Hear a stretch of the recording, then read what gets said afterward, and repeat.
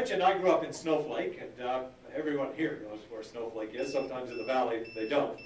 But I grew up, obviously, with the last name of Flake in Snowflake. That draws a lot of chuckles elsewhere, but I have to tell you, I never knew it was a pejorative term until I left town. Nobody dared make fun of the Flakes there. They're outnumbered.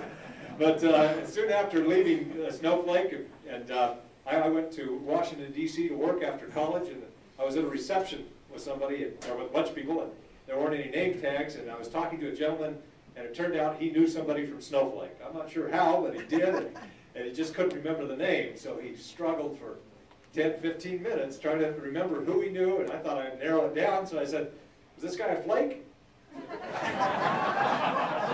That was an innocent question. He said, "Nah, he seemed pretty normal to me." I realized then that it might be a long life, and figured in the end, every flake belongs in Congress. So that was my first campaign theme, another flake for Congress. So worked out okay. But no, I'm pleased to represent the 6th District. This is a big state, and fortunately for me, I've had a small congressional district that I could get around with easier. And I'm remembering how big this state is. When you travel around, and tomorrow we'll be in Cochise County, and there's a lot around here, and it's a wonderful, wonderful place to be and to be from. As mentioned, my family started in Snowflake in 1878. My great-great-grandfather, William Jordan Flake, came and founded the town, and he had a son named James Madison Flake.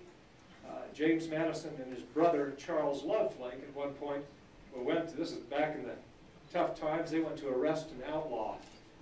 They were deputized to go and get him at a saloon in Snowflake, which was news to me. I didn't know there were any saloons in Snowflake, but there were at that time. And they went to this saloon to arrest this outlaw. They disarmed him, or so they thought.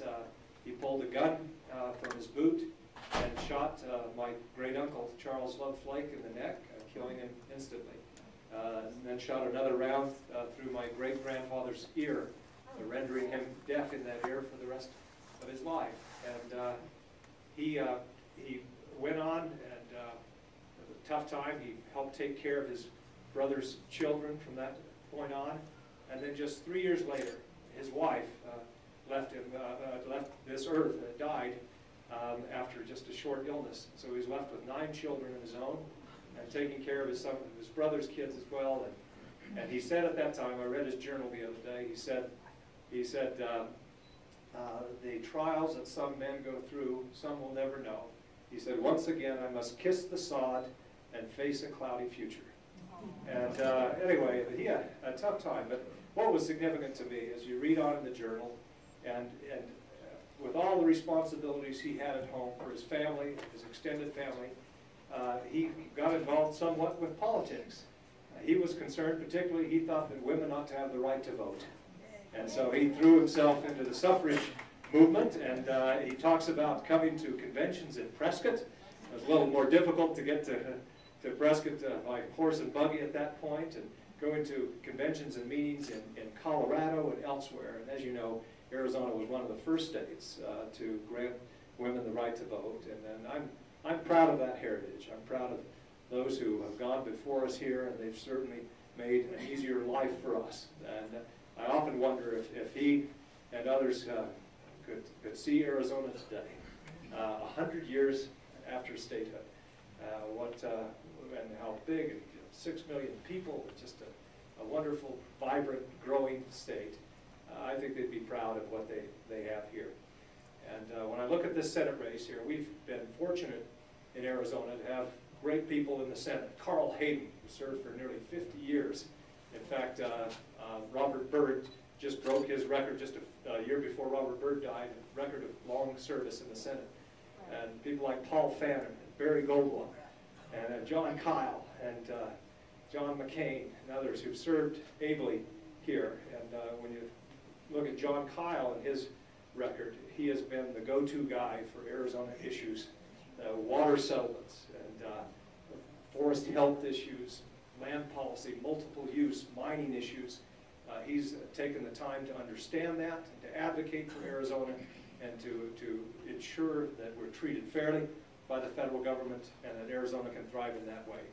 There's going to be a big void in the Senate when John Kyle leaves, and that's why we need to make sure that whoever replaces him, and I hope it's me, knows those issues and is willing to work them. And so that's my commitment, and that's why I'm traveling around the state as much as I am. I've served on the Natural Resources Committee for about 10 years, and so I have some familiarity with those issues, and having grown up in Snowflake on a ranch. Some of you know my uncle Jake Flake. Jake Flake served as the Speaker of the House very honorably. It is known around the state and in the state Senate, and until he died just a couple of years ago after being thrown from his horse. You know, one of the last of the Arizona Cowboys in the legislature, but I'm glad that Steve Pierce is there to carry on that great tradition. And you have wonderful leadership here. To have Andy Tobin and Steve Pierce heading the House and the Senate, Yavapai County is well represented. And Karen Fan and others, you just have great representation here. But let me just talk about some of the issues that are going on right now. Yesterday, the House lifted the debt ceiling once again. We authorized the President to incur more debt. Our current debt is $15 trillion. That is a significant number any way you look at it. But one thing that hasn't been the case before but is now is that represents the same amount as our entire economy, annual economy. Our GDP and our debt now match. And the significance of that is, if you look around the world, we've always said that countries that when their debt hits 100% of GDP, then that's a spiral you just can't get out of. And I hope that that's not the case with us. If it's not, it's because we turn it around right now. And we don't have time to waste there. Ever since I've been in Congress, I've felt that we spend too much and we regulate too much at the federal level. And as was mentioned, on the earmark side, the earmarks represent more of how we spend money as opposed to the level of spending that we have. The problem with earmarks is that, one, they're corrupting, and two, they're wasteful. Whether you're spending money on the Teapot Museum or the Bridge to Nowhere or whatever else, members of Congress should not have the ability to have some kind of entitlement over funds where they can say, that pot of money is mine, that earmark is mine. Now, when I was back on the ranch... Would you mind just explaining earmarks? I'll do. I think there's a lot of confusion about Good. that. Good, thank you, I will. Yeah. Well, when I was back on the ranch, an earmark was part of the brand. We put an F bar on the left side, and what we call the swallow fork out of the left ear was just a V out of the left ear. And as a little kid, my dad would have me go to the corral and pick up the earmarks. That's for me. Pick up the earmarks and stack them on the fence to count how many calves we branded. And I don't think my dad really needed that. He was just keeping me busy as a little kid. But when I got to Congress, I found out I wasn't done earmarking. That I was supposed to go and get these earmarks. And what an earmark is where you have 12 appropriation bills annually that you deal with. And when somebody earmarks, they basically say, that pot of money, or this $4 million in the interior appropriation bill is mine. And I'm going to give it to a company in my district, or a nonprofit institution, or I'm going to set it aside for a piece of roadway, or a museum, or whatever else. And earmarks have been around probably as long as the Republic, a few here and there. But what happened in the 1990s and then again until 2006 is more and more members of Congress said, hey, that's my entitlement, I get to have these earmarks. Until 2006, when there were about 15,000 earmarks in all the appropriation bills that year, worth about $40 billion.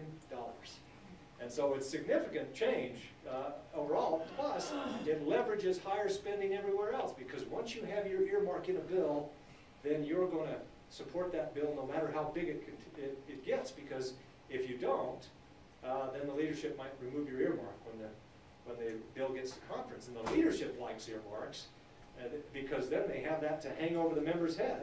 You don't want to vote for a debt limit increase? We'll take your earmarks away. And so it led to higher spending everywhere else.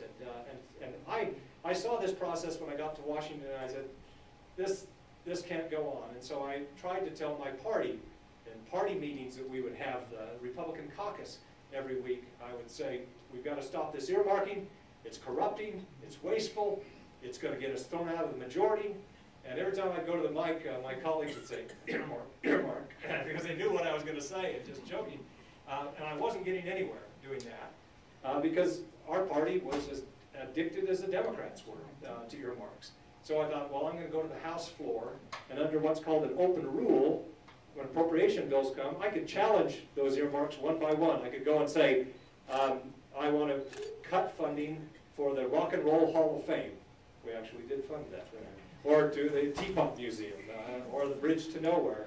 And initially when I did that, I sometimes didn't even know whose earmark I was challenging, because there was no requirement that you put your name next to it.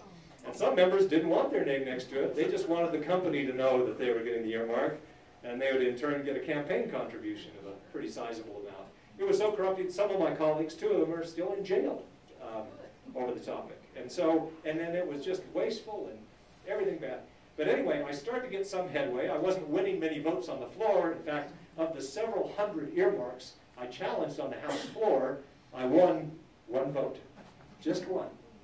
Just one. It was for the Perfect Christmas Tree Project. It was subsidies for Christmas tree ornaments in North Carolina. And even this particular Republican who had this earmark was hated by the Democrats. And the Democrats actually joined me in voting to strip this earmark. In this case, they hated that Republican more than they loved their earmarks. And so, but then a strange thing started to happen, though. When I would go to challenge an earmark, I did get a rule change that required you to have your name next to your earmark. And so I'd hoped the shame factor would work. It did, but not much. We're a tough bunch to shame back there, I can tell you. It takes a lot to shame a congressman. But I did start to get some members of Congress, when they knew I was challenging their earmark, they would rush to the floor and take their own earmark away because they didn't want to do it. Or they would go to the Appropriations Committee, or the Appropriations Committee would on their own change the name of the earmark to kind of hide what it really was for. And so there were lots of ways to be evasive. But anyway, we started to make progress on that, and then by 2006, 60 Minutes, and if you want to just go to jeffflake.com, you can view that video. They did a profile on, I guess, me and my efforts to get rid of earmarks, and they had me going to the floor and gaveling me down every time. And anyway, we lost that election in 2006, and that 60 Minutes piece ran right before.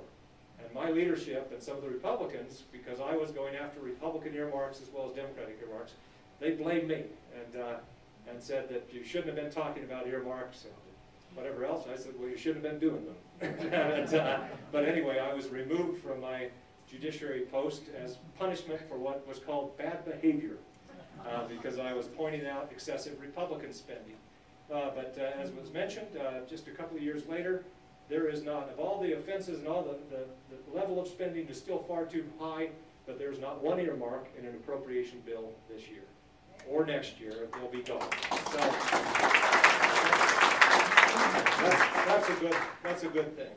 But we just yesterday gave the president authority to raise the debt limit. Now, if you want my own opinion, when you incur debts as a country, you've got to pay them off. The country can't just very well say we're not going to pay our creditors. And so you're going to have to raise the debt ceiling. But if you're going to raise the debt ceiling, then you better put a plan in place so you don't end up doing it again and again and again. Even if we had passed the Ryan budget, which we passed in the House, if the Senate had passed it and the President had signed it, it's a pretty good, tough budget that balanced over a number of years, you would still, in the first couple of years, have to raise the debt limit. So I'm not saying you don't need to raise the debt limit. I'm saying if you do, then put a balanced budget amendment in place so in the future you don't get into this situation, or some statutory spending caps, something. But in August, we didn't do any of that. In fact, the budget deal that we agreed to in August actually allowed us to spend more money than we were going to spend before. $24 billion worth. More money. So you have Grapes of Wrath music playing in the background, and you know this, we're all saying, you know, how austere this budget is, but it actually allowed us to spend more. And so I couldn't stomach it, and I voted against that debt deal. Yesterday I voted again a resolution of disapproval. Having said that, we all knew that we would pass the resolution of disapproval, but the President could still raise the debt limit unless we had a 2/3 vote to do it. And obviously the Senate will sustain the president's veto anyway. So it was a bit of a charade that we went through. So it's not just the Democrats who need to learn how to spend less. It's Republicans as well. We were headed toward this fiscal cliff that we're headed toward long before Barack Obama took the wheel. Now, he stepped on the accelerator, and we're getting there faster, believe me.